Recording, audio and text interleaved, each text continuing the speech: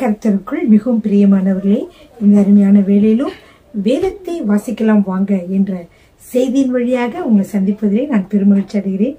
பிரியமானவர்களே, நாம் 2 சாமுவேல் புத்தகத்தை பார்த்து கொண்டு வருகிறோம். 2 சாமுவேல் புத்தகத்திலே 3 பெரும் பிரிவுகள் என்று நான் சொல்லியிருந்தேன். இது தாவீதினுடைய வெற்றிகள் பற்றி முதல் பகுதியிலே வருகிறது. 2 சாமுவேலில் அவர் தாவீது எப்படி வெற்றிகள் அடைந்தார், எந்தெந்த நாடுகளெல்லாம் கைப்பற்றினார், எப்படி ஒரு அரசராக ஒரு பேரரசராக இருந்தார் என்று சொல்லி பார்க்கிறோம். அடுத்ததாக பார்த்தீர்கள் என்றால் தாவீதினுடைய பாவம், அதாவது தாவீதினுடைய வீழ்ச்சி, அதை நாம் 2வது பகுதியில் பார்க்கிறோம். 3வது பகுதியிலே அவருடைய பாவத்தினாலே அல்லது வீழ்ச்சினாலே வந்த விளைவுகள், அதை நம்ம பின்னாடி பகுதியில் பார்க்கிறோம். அந்த பின்னாடி உள்ள பகுதியில் 3வது பகுதியில் பார்த்தீங்கன்னா அதையும் 2 பிரிவுகளாக பிரிக்கலாம் என்று சொன்னேன். முதலாவது அவருடைய குடும்பத்திலே அந்த பாவத்தின் விளைவாக குடும்பத்திலே வந்த துயரங்கள், அதை நாம் முதலில் பார்த்து விட்டோம்.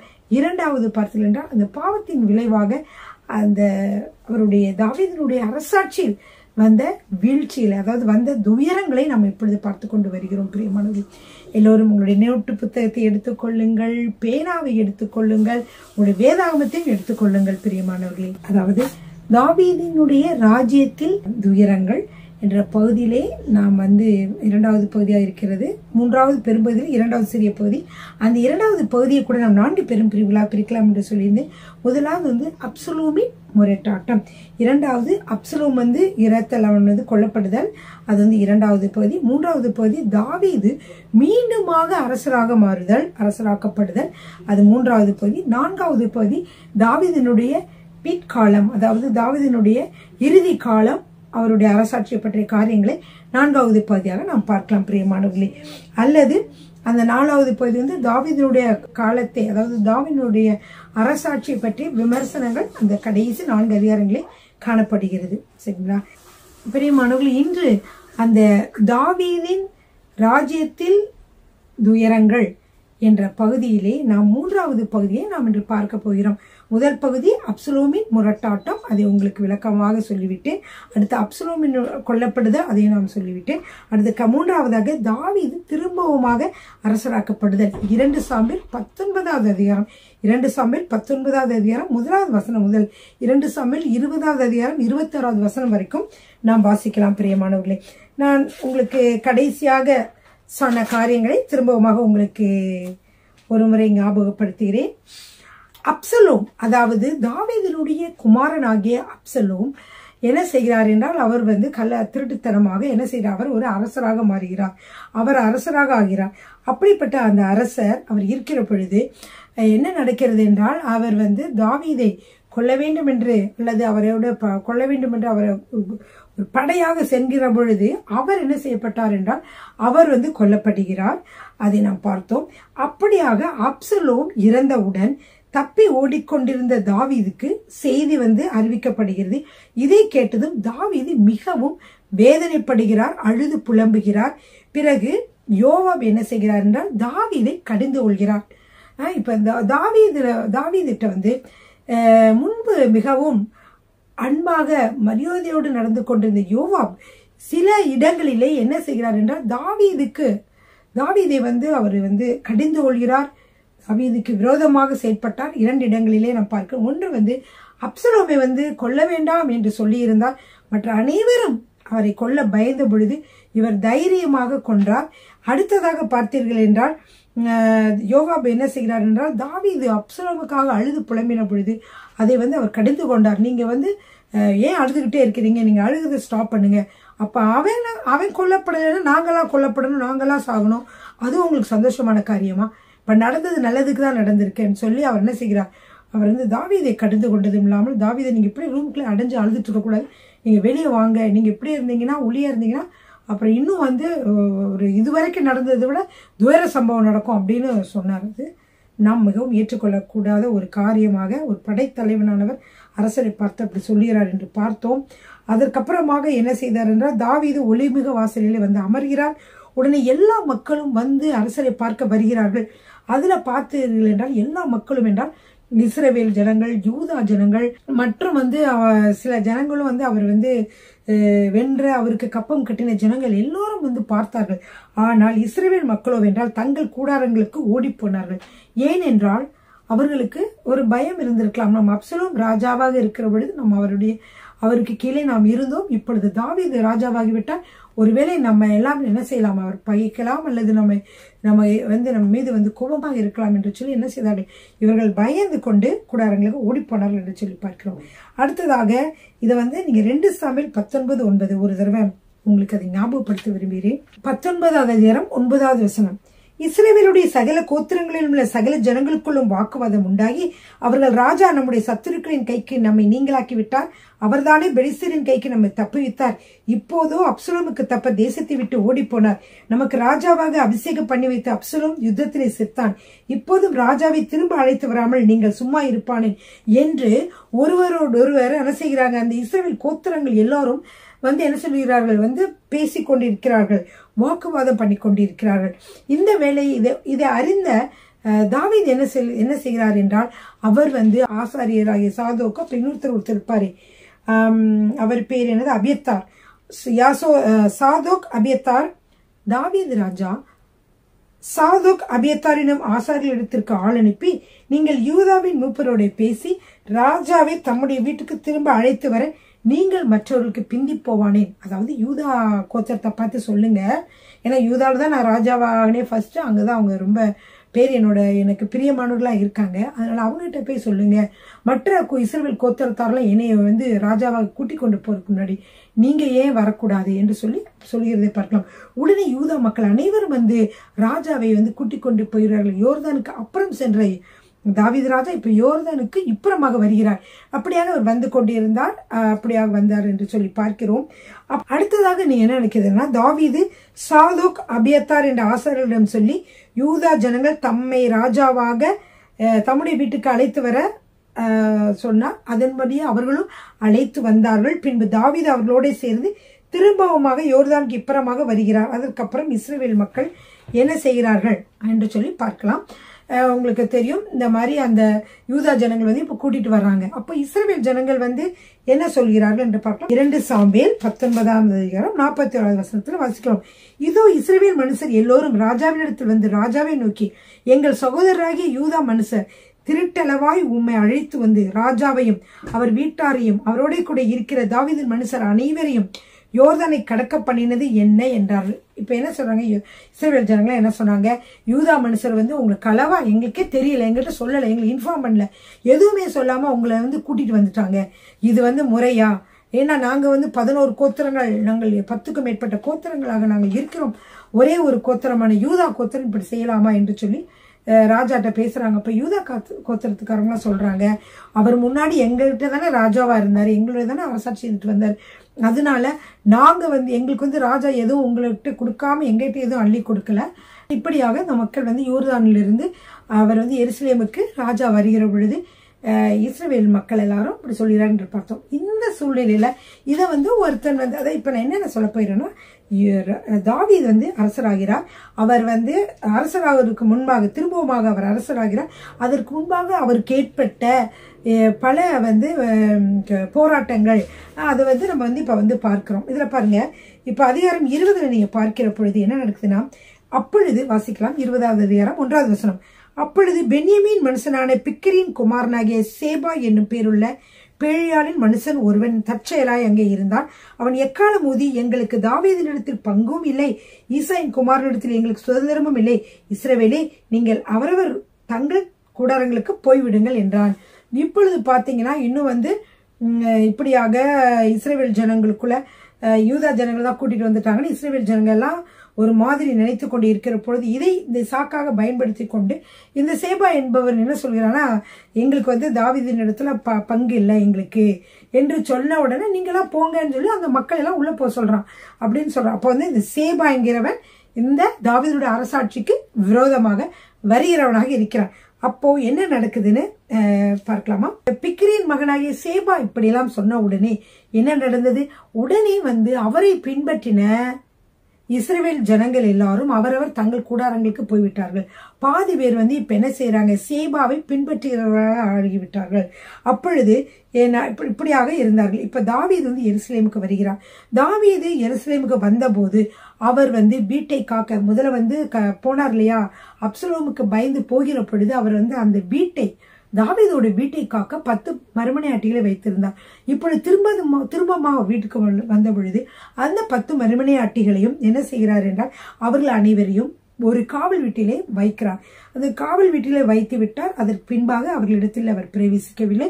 10 மறுமனையாட்டிகளும் அப்படியே அவர்கள் சாகிற நாள் மட்டும் அடைக்கப்பட்டு உயிரோடு இருக்கிற நாளும் விதவைகள் போல இருந்தார்கள் என்று சொல்லி பார்க்கிறோம். ஏனென்றால் உங்களுக்கு தெரியும், இந்த 10 மறுமனையாட்டிகளிடம் அப்சலோம் தவறாக நடந்து கொண்டார் என்று சொல்லி உங்களுக்கு தெரியும். அதனால தாவீது அவங்களோட திரும்பவுமாக அவங்களை பிரவேசிக்கவில்லை என்று சொல்லி பார்க்கிறோம்.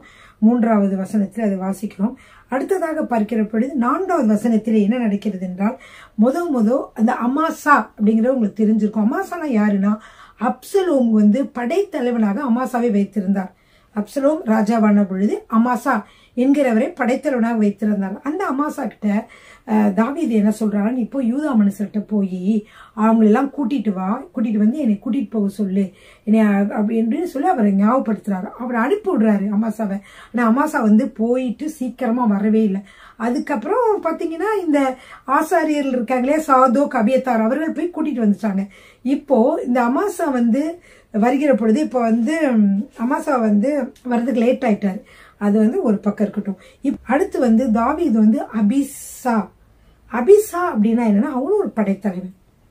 அபிசா, அடுத்து யாரு, யோவாப், இவங்கெல்லாம் படைத்தலைவர்கள்.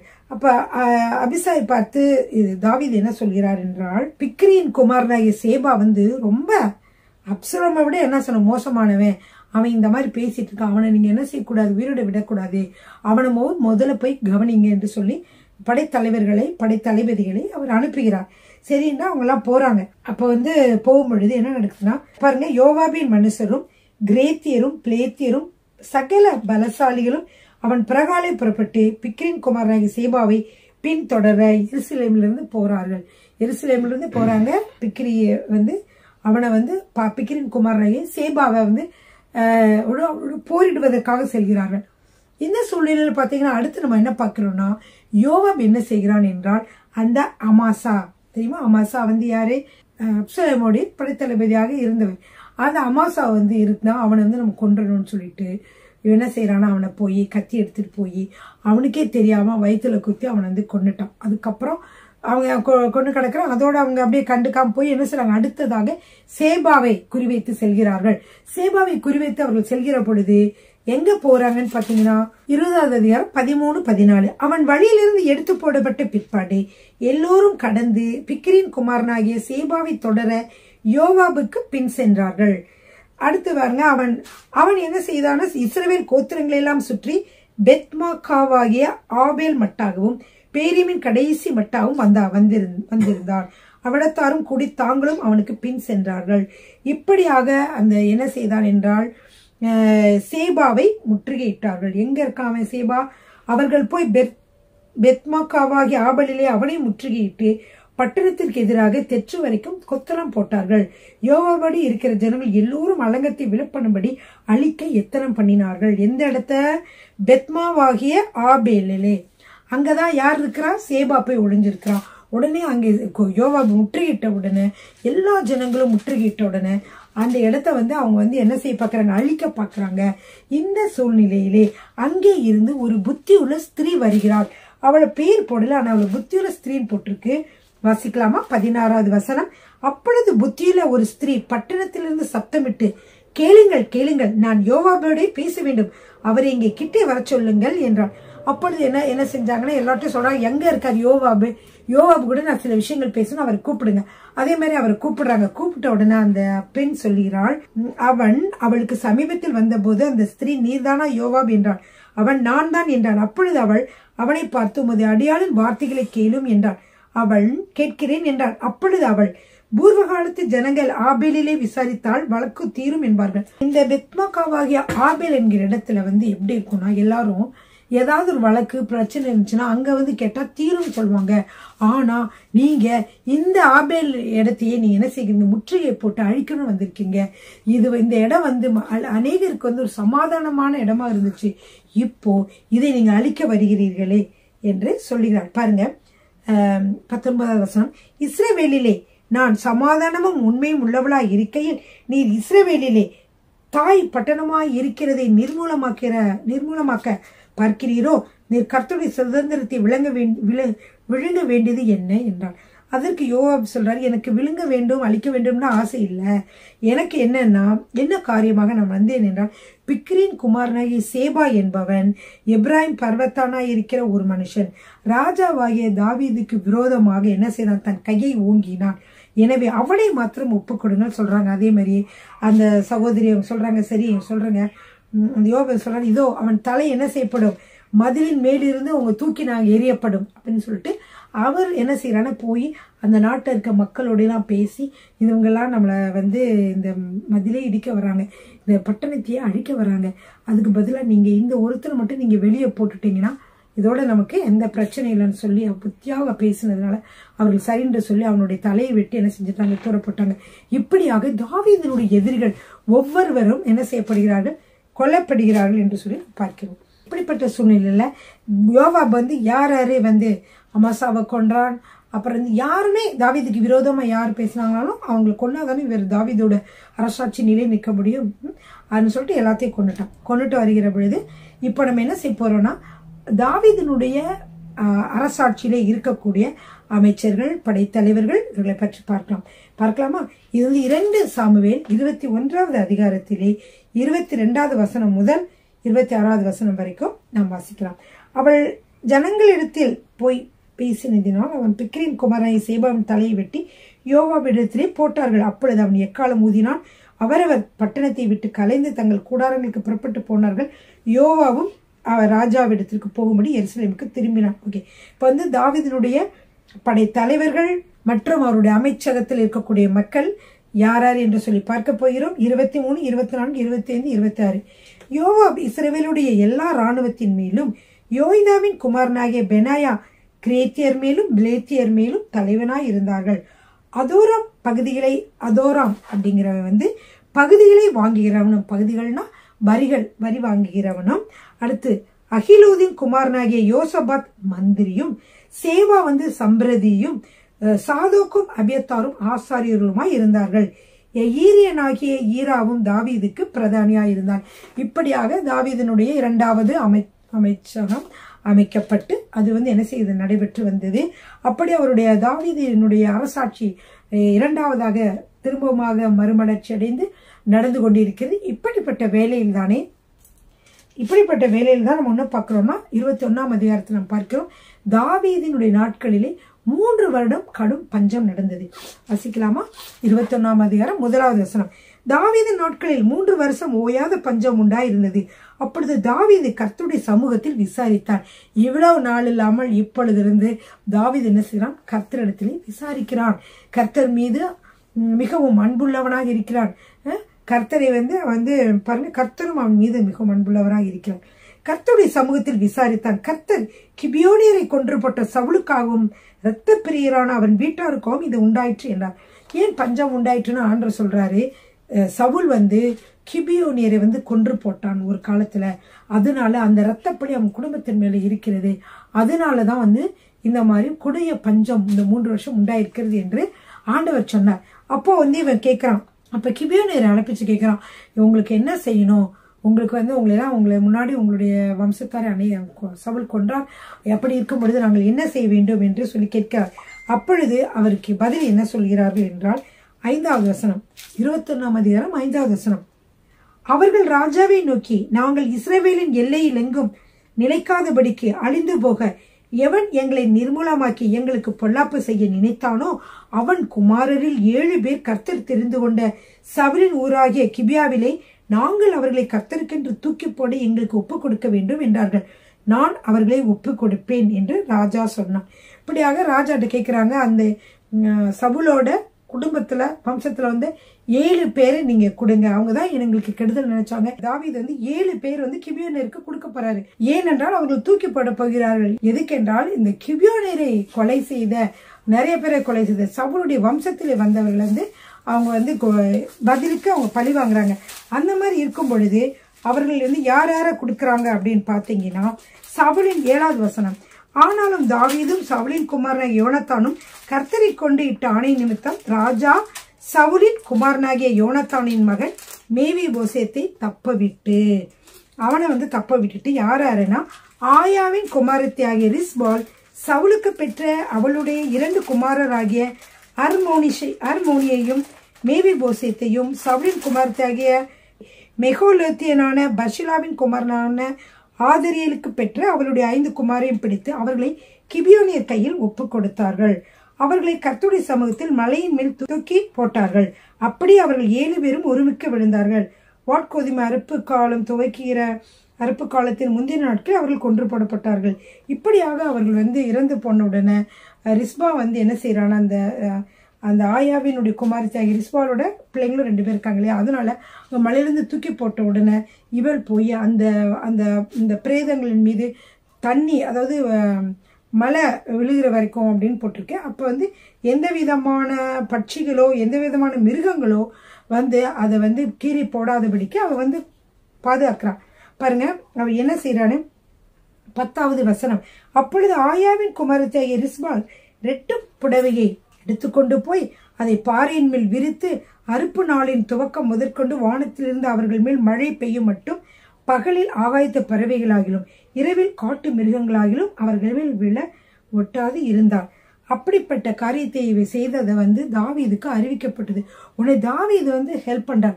தாவீது பார்த்தீங்கன்னா எங்கெங்க போனாலும் மிகவும் தாழ்மையாக நடந்து கொள்வார், ஒரு உண்மையாக நடந்து கொள்வார், ஒரு நீதியாக நடந்து கொள்வார்.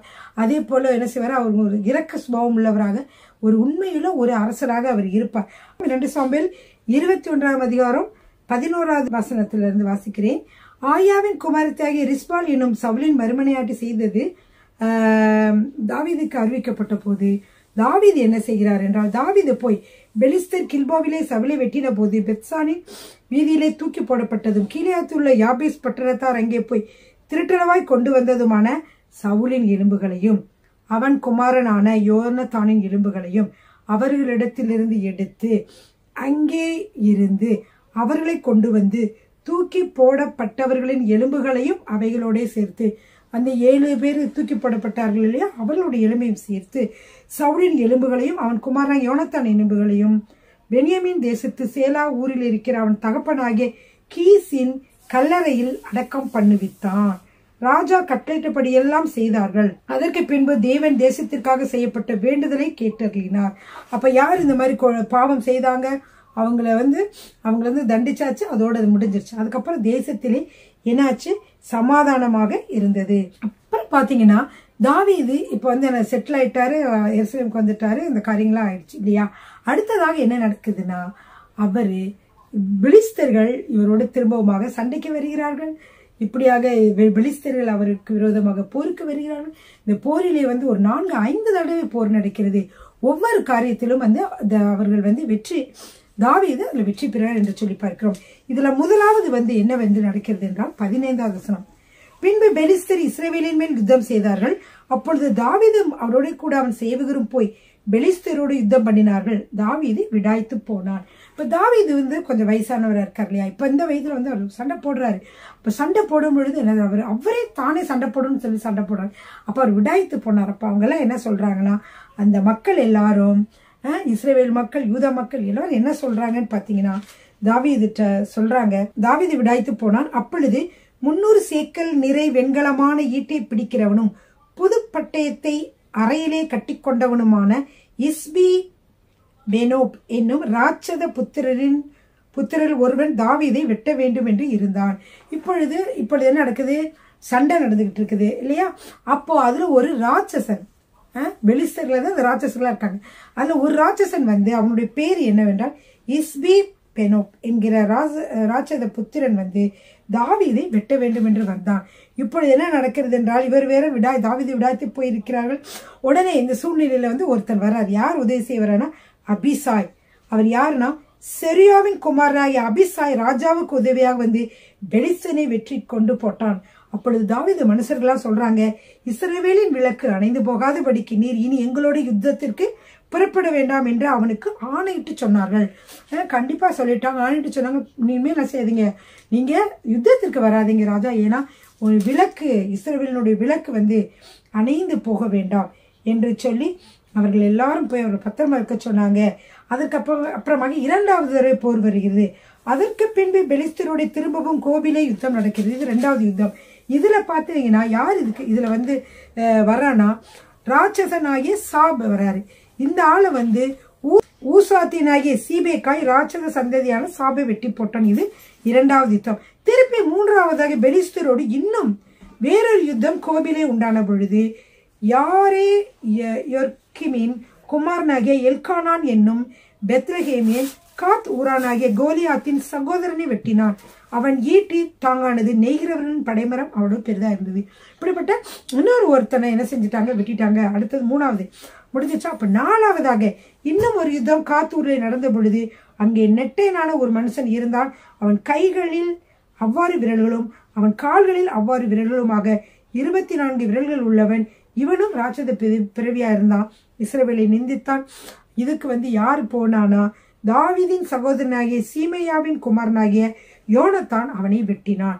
இந்த 4 பேரும் காத்தூரிலே ராட்சதனுக்கு பிறந்தவர்கள். இவர்கள் தாவீதின் கையினாலும் அவர்கள் சேவகரின் கையினாலும் மடிந்தார்கள் என்று சொல்லி பார்க்கிறோம்.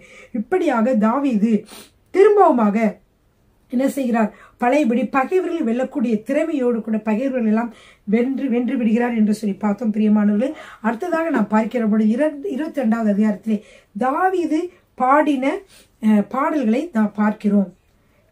கர்த்தர் தாவீதை அவனுடைய எல்லா சத்துருக்களின் கைக்கும் சவுலின் கைக்கும் நீங்களாகி விடுவித்த பொழுது அவன் கர்த்தருக்கு முன்பாக பாடின பாட்டு. கர்த்தர் சரி, இதெல்லாம் நம்ம வந்து அவர் அழகாக பாடுகிறார், நன்றி பாடல் பாடுகிறார். இது எல்லாவற்றையும் கூட நம்ம திரும்பவுமாக இது வந்து தாவீதினுடைய இறுதி காலத்தை பற்றி நாம் பார்த்து கொண்டு வருகிறோம். திரும்பவுமாக நம்ம என்ன செய்யலாம், இன்னும் அடுத்த வீடியோவில் மீதி காரியங்களை நாம் பார்க்கலாம். பிரியமானவர்களே, ஹல்லேலூயா. நீங்களும் 2 சாமுவேல் புத்தகத்தை நன்றாக படித்து கொண்டிருப்பீர்கள் என்று நான் விசுவாசிக்கிறேன். நீங்களும் அழகாக படித்து நீங்களும் வந்து அதை பற்றி நோட்ஸ் எடுத்துக்கொண்டு அழகாக நீங்கள் எடுத்துக்கொண்டு குறிப்புகளாக எடுத்துக்கொண்டு இருப்பீர்கள் என்று விசுவாசிக்கிறேன். இதில் அநேகர் வந்து மற்ற மக்களுக்கும் 2 சாமுவேல் 1 சாமுவேல் மற்ற புத்தகங்களை விலக்கி சொல்லக்கூடியவர்களாக, அதாவது ஒரு குரூப்ல பிரேயர் குரூப் அல்லது பெண்கள் குழு இதெல்லாம் நீங்க வந்து நண்பர்கள் குழுல எல்லாம் நீங்க என்ன செய்யலாம், இந்த காரியங்களை இன்னும் நீங்க ஆழமாக படித்து அவர்களுக்கு நீங்க என்ன செய்யலாம், விலக்கி சொல்லலாம். பிரியமானவர்களே, கர்த்தர் உங்களை ஆசீர்வதிப்பாராக. ஹல்லேலூயா. ஆமென்.